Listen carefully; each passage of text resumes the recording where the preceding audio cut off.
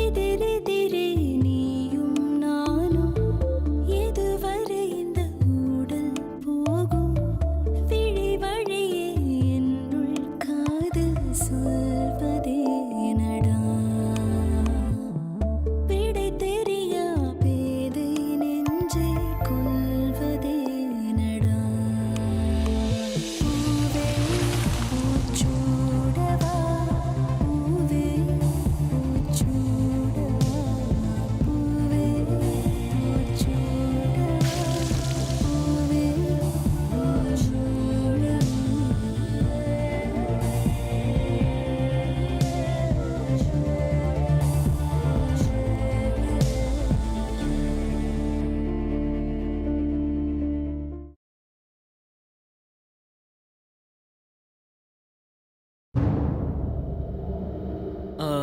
ஐஸ்வர்யா, ஆமா, இந்த கவுண்டமணி செந்தில் வந்துட்டாங்களா? புரியல. அதான் நம்ம பெரிய ப்ரோவையும் சின்ன ப்ரோவையும் சொன்னேன். வரல, ஆனா வந்துகிட்டே இருப்பாங்க. அப்புறம் ஒரு முக்கியமான விஷயம், அந்த தாரணி கூட விஷயம் தெரிஞ்சிருச்சு. அவகிட்டயும் கொஞ்சம் ஜாக்கிரதையா இரு. அவ சின்ன பொண்ணுங்க, அவளால என்ன பண்ண முடியும்? அப்படி இல்ல கௌதம், நம்ம எப்பவுமே எதிரே ஈஸியா எடை போடக்கூடாது. எச்சரிக்கையா இருக்கிறது ரொம்ப நல்லது. ஐஸ்வர்யா, நான் எப்பவாவது கேர்லெஸ்ஸா இருந்ததை பார்த்திருக்கியா? எல்லாமே நாம நினைச்ச மாதிரி தான் நடக்கும். ஆனா கல்யாணம் ஆகிறதுக்குள்ள சிவாவை எவ்வளோ மேக்சிமம் இரிட்டேட் பண்ண முடியுமோ அவ்வளோ இரிட்டேட் பண்ணணும். அவனுக்கு பெரிய இவன் நினைப்ப, அவனோட திமிர ஒடுக்கி மூளையில உட்கார வைக்கணும். That's all. எக்ஸாக்ட்லி. நீ மீனாட்சி கழுத்துல தாலி கட்டினதுக்கு அப்புறம் அவங்க எல்லாருமே செத்த போனதுக்கு சமம். அந்த அதிர்ச்சியில இருந்து ஜென்மத்துக்கு வெளியே வர மாட்டாங்க. Anyway, all the best. Thanks Aishwarya.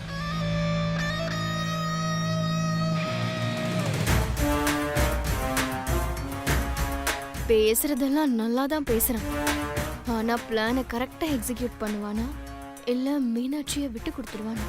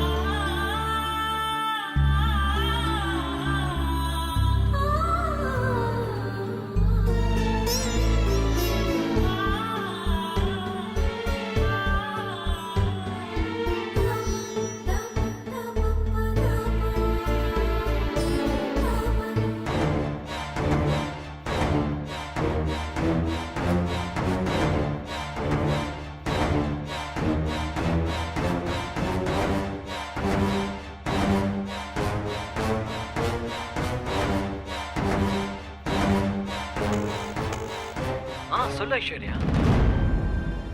நம்ம கெஸ்ட் வந்திருக்காங்க. வந்துட்டாங்களா? குட். அப்படியே விட்டுரு, நான் அவங்கள பாத்துக்கிறேன். சரி.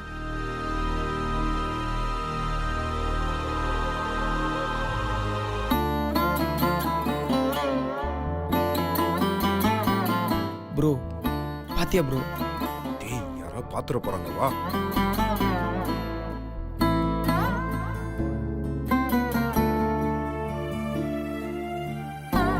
சிவா, நம்ம அம்மாவுக்கும் கோதாவரி அத்தைக்கும் பிரச்சனை ஆனதுக்கப்புறம் நாம் இப்போ இங்கே வந்திருக்கிறது அவங்களுக்கு சந்தேகம் வராது?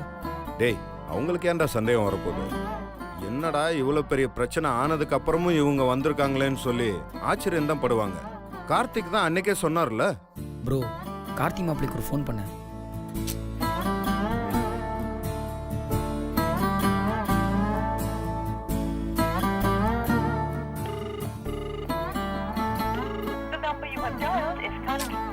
ஃபோன் எடுக்க மாட்டேங்கிறாரு, உள்ள பிஸியா இருப்பாருன்னு நினைக்கிறேன். அப்போ சக்திக்கு ஒரு கால் பண்ணேன். Please bro.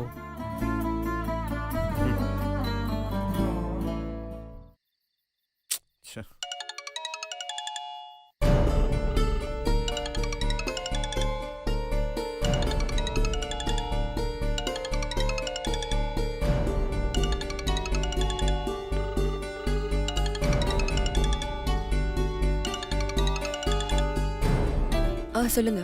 நாங்க மண்டபத்தோட என்ட்ரன்ஸ்ல நிக்கிறோம். இப்ப ஏன் வந்தீங்க? நாளை காலையில வந்தா போதும்ல. தேவையில்லாம எல்லாருக்கும் சந்தேகம் வரும். நீங்க போயிட்டு நாளை காலையில வாங்க. எப்ப எதை செய்யணும்னு எனக்கு தெரியும். நீ கார்த்திகை இங்க அனுப்பி வை. நாங்க என்ட்ரன்ஸ்ல வெயிட் பண்றோம். எதை சொன்னாலும் ஏதாவது ஒண்ணு சொல்லிட்டு இருக்க. ஊர்ல இருந்து வந்தவங்க எல்லாம் பாத்தியா? ஆமா பார்த்தேன். அப்புறம்டா என்னம்மா? எனக்கு கொஞ்சம் தலைவலியா இருக்கு. நான் போய் ரெஸ்ட் எடுக்கிறேன். தலைவலியா? ரூமுக்கா போற? தனியா போகாத, இரு நான் கூட வரேன். சமந்தி, ரூம் வரைக்கும் போயிட்டு வந்தாரேன். வாமா.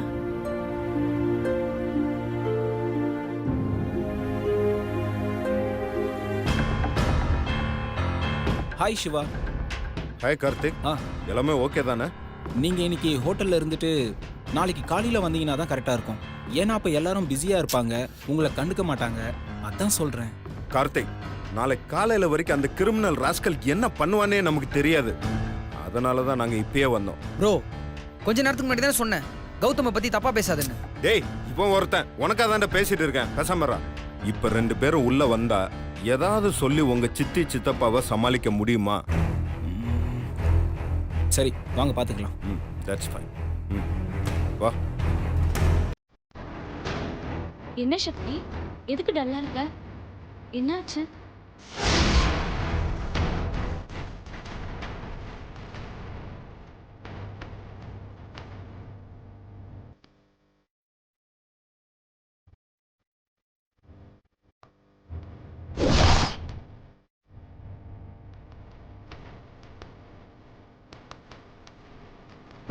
சித்தி, நான் என் ஃப்ரெண்ட்ஸ் ஆஃபீஸ் ஸ்டாஃப் எல்லாரையும் இன்வைட் பண்ணியிருக்கேன்.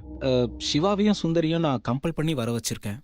ஏன்னா சிவா என்னோட பிஸ்னஸ் பார்ட்னர். வாங்க தம்பி. தம்பி, நீங்க வந்ததுல ரொம்ப சந்தோஷம். உங்க அம்மா கிட்ட நீங்க சொல்லாம வந்திருக்கீங்கன்னு நல்லா புரியுது.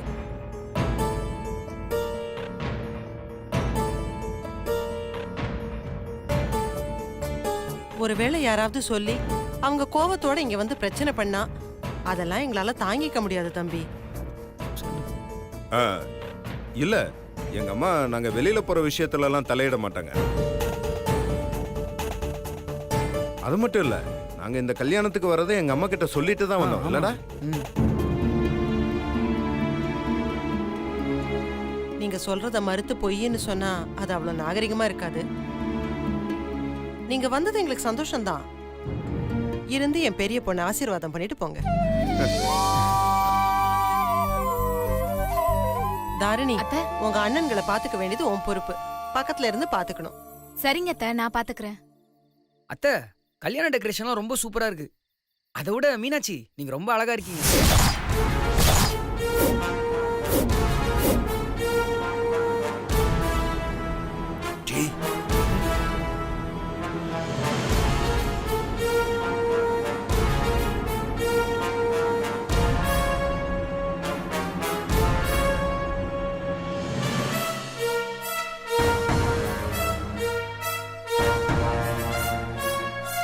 மீனாட்சி, நீங்க ரொம்ப ஃப்ரெஷ்ஷா இருக்கீங்க. தம்பி, மீனாட்சி இன்னொருத்தருக்கு பொண்டாட்டியாக போறவ. 4 பேருக்கு முன்னாடி வெளியாள் நீங்க இப்படி பாராட்டுறது அவ்வளவு நல்லா இல்ல. நான் எப்படி அத்தை வெளியாளாவேன்? நம்ம எல்லாம் ஒண்ணுதானே.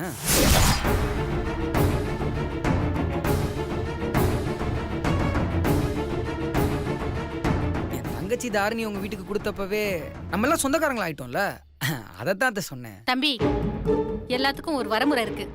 அத்தை, எதுக்கு நீங்க இவ்வளவு டென்ஷன் ஆவறீங்க? நான் சும்மா கேஷுவலா தான் அத்தை சொன்னேன். டேய், வாயமுறை. பெரியவங்க சொன்னாங்கன்னா அதுல ஒரு அர்த்தம் இருக்கும். இந்த மாதிரி எதிர்த்தெல்லாம் பேசக்கூடாது. சரி, முதல்ல போய் நீங்க சாப்பிடுங்க தம்பி. கொஞ்ச நேரத்துக்கு அப்புறம் சாப்பிடுறோம் அத்தை.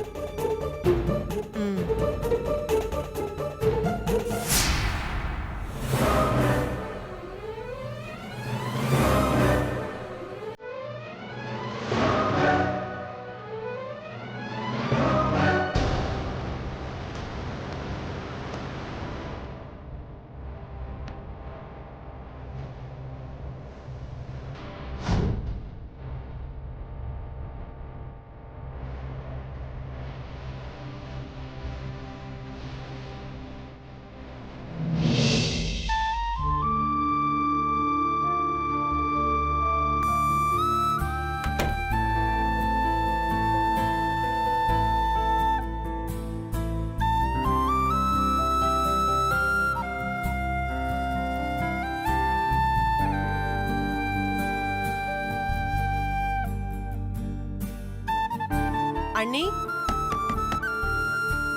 யாரு? நான் தான் அண்ணி, கோதாவரி. இதோ வரேங்க.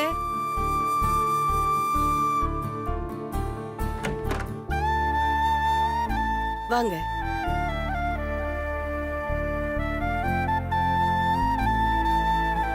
என்னங்க அண்ணி, அங்க கச்சேரி நடக்கிற இடத்துல எல்லாரும் ஜாலியா கலாட்டா பண்ணிட்டு இருக்காங்க, நீங்க மட்டும் இப்படி தனியா வந்துட்டீங்க? அது ஒண்ணு இல்ல, லேசா தலைவலி, அதான். அண்ணி, நான் உங்ககிட்ட ஒரு முக்கியமான விஷயம் பேசணும். உட்காருங்க.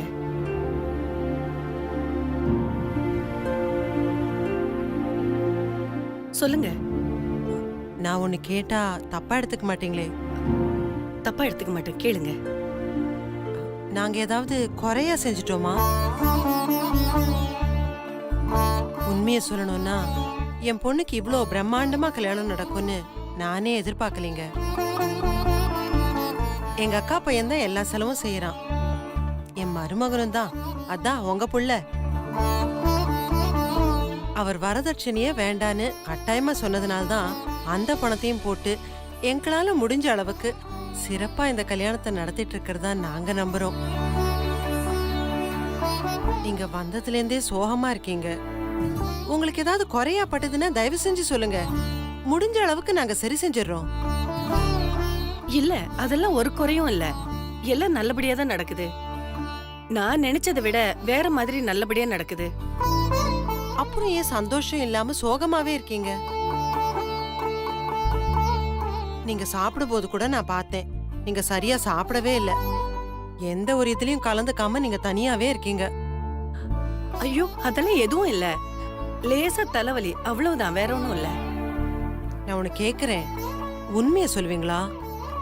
ஆ, கேளுங்க. உங்களுக்கு நிஜமாவே என் பொண்ணு மீனாட்சியை பிடிச்சிருக்கா?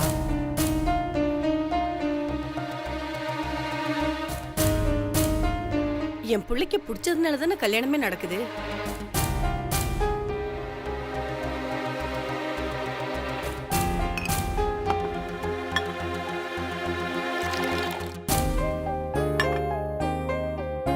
உங்க பையனுக்கு பிடிச்சிருக்கு, அது பார்க்கும்போதே எங்களுக்கு எல்லாம் தெரியுது.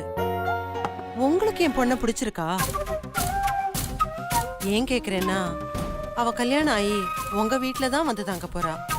நீங்க அவளுக்கு அத்தையா மட்டும் இல்லாம ஒரு தாயாவும் இருந்து பார்த்துப்பீங்கன்னு நான் நம்புறேன். நான் அதிகமா பேசுறேன்னு நினைக்க வேண்டாம். இவ்வளோ காலம் ஒரு பொண்ணை வளர்த்து இப்ப மாமியார் வீட்டுக்கு அனுப்பும்போது என்னையும் அறியாம எனக்குள்ள ஒரு பயம் வருது.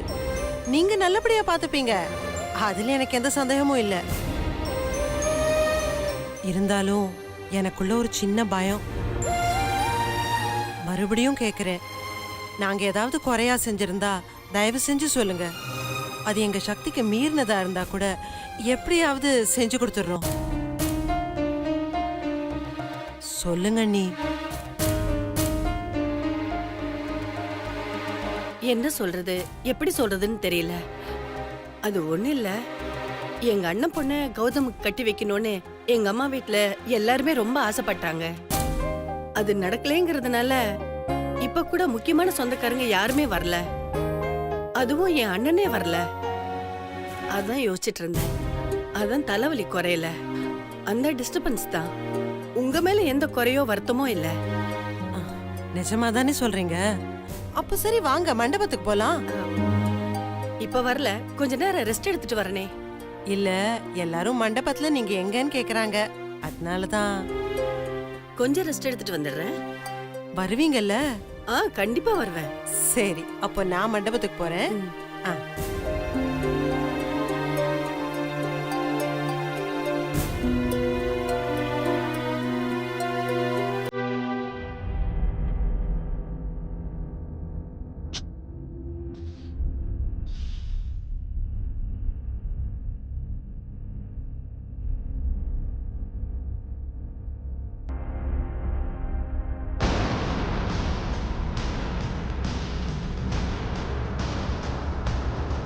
என்ன ப்ரோ முறைச்சுக்கிட்டே இருக்க? ஏதாவது பேசு. டேய், பேசுறதுக்கெல்லாம் எதுவும் இல்லை. நாடு ஆட்டத்துக்கெல்லாம் ஒரு முடிவு கட்டுறேன்டா. ப்ரோ எல்லாபடியும் நான் மூடிட்டேன். உன்னால எதுவுமே பண்ண முடியாது. ஆனா ஒண்ணு மட்டும் பண்ணலாம். நான் மீனாட்சி கழுத்துல தாலி கட்டும் போது நீ அச்சதை போடலாம். அதை மட்டும் செய். வேணும்னா உனக்கு வேற ஒரு சான்ஸ் தர. உள்ள டிஜே பிளேல நாம 2 பேரும் ஒரு போட்டி வச்சுக்கலாமா? இது உனக்கு ஆடி ஆஃபர் மாதிரி ப்ரோ. அதை விட இறங்கி சொல்லணும்னா இந்த மீன் மார்க்கெட்ல அழுக போற மீனை வச்சுக்கிட்டு போனா வராது, பொழுது போனா கிடைக்காது, வைர மீனை வாங்கிக்க, வெள்ளி மீனை வாங்கிக்க, கூடையோட ஆளுன்னு கூவி கூவி கூப்பிடுவாங்கல்ல, அந்த மாதிரி லாஸ்ட் ஆஃபர் முடிஞ்சா யூஸ் பண்ணிக்க.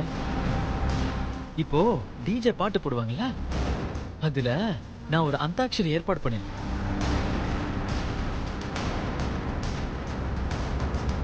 என் தோள ஒரு துப்பட்டா இருக்கும். நான் ஒரு பாட்டு பாடி டான்ஸ் ஆடி மீனாட்சி மேல அந்த துப்பட்டாவை போட ட்ரை பண்ணுவேன். நீ உடனே இந்த ஹிந்தி படத்துல வர ஃபேமிலி சாங் மாதிரி நினைச்சுக்காத. இது ஜஸ்ட் பஸ்ல சீட்டு பிடிக்கிறதுக்கு துண்டு போடுவோம்ல, அந்த மாதிரி. அவ்வளவுதான் அதுங்க ரேஞ்சு. இப்ப நான் விஷயத்துக்கு வரேன். நான் பாட்டு பாடி மீனாட்சி மேல அந்த துப்பட்டாவை எறிவேன். அது அவ மேல விழுந்துட்டா நான் ஜெயிச்சிட்டேன். மீனாட்சியை நான் தான் கல்யாணம் பண்ணிப்பேன். ஒருவேளை நீயோ உன் தம்பியோ அந்த துப்பட்டாவை தடுத்து பிடிச்சு மீனாட்சி மேல போட்டாலோ, இல்ல உங்க கைக்கு வர துப்பட்டாவை என்ன மீறி அவ மேல போட்டாலோ, நானே இந்த கல்யாணத்திலிருந்து விலகி உன் தம்பிக்கே கட்டி கொடுத்துறேன். ஒரு வேளை நானே அந்த துப்பட்டாவை மீனாட்சி மேல போட்டுட்டேன்னா மீனாட்சி எனக்கு தான். ஒத்துக்கிறியா?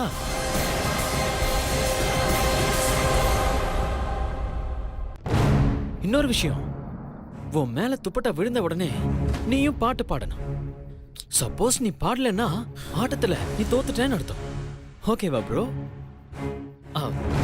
ப்ரோ இது ஒரு நல்ல ஆஃபர் ப்ரோ. உன்னால நிச்சயமா ஜெயிக்க முடியும். ஈஸியா சுந்தருக்கும் மீனாட்சிக்கும் கல்யாணம் பண்ணி வைக்க முடியும். என்ன சொல்ற? போட்டிக்கு தயாரா இல்லையா? டேய், நீ எவ்வளவு கேவலமானவன்னு எனக்கு தெரியும்டா. Thank you bro, thank you. நான் இந்த போட்டியில ஜெயிச்சாலுமே நீ மாத்தி தான் பேசுவேங்கிறதும் எனக்கு தெரியும். என்ன ப்ரோ, கொடுத்த வாக்க நான் சத்தியமா மீற மாட்டேன் ப்ரோ. நீங்க என்ன தாராளமா நம்பலாம். உன்னை நம்ப வேண்டிய அவசியம் எனக்கு இல்ல. இருந்தாலும் இந்த போட்டிக்கு நான் ரெடி. ஓ, அப்போ ஓகேவா? Super super bro.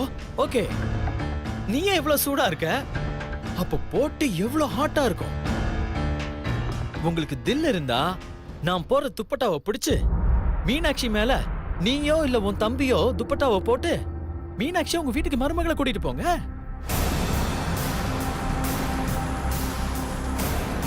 Bro, are you ready?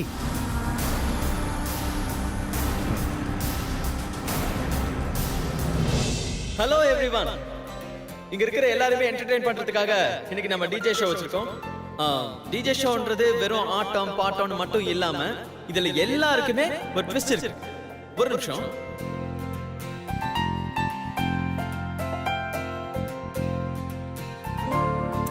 பாருங்க, இதுதான் அந்த சர்ப்ரைஸான ட்விஸ்ட். ஷால். இத வச்சு நம்ம என்ன பண்ண போறோம்னா ஒவ்வொருத்தரா டான்ஸ் பண்ண போறீங்க. சோ ஃபர்ஸ்ட் டான்ஸ் பண்ண போறவங்க ஆடி முடிச்சதுக்கு அப்புறம் அடுத்தவங்க மேல போட போறீங்க. சோ இத கேட்ச் பண்றவங்க தான் நெக்ஸ்ட் கோயிங் டு பெர்ஃபார்ம். ஓகேவா? Okay okay okay, let's play. Ladies and gentlemen, இந்த மேரேஜ் ஃபங்க்ஷன்ல உங்களை இன்னும் என்ஜாய் பண்ண வைக்க போறது உங்கள் டிஜே ரன்பீர் கபூர். இது உங்க மேரேஜ் ஃபங்க்ஷன்றனால உங்களுக்கான சாங். இது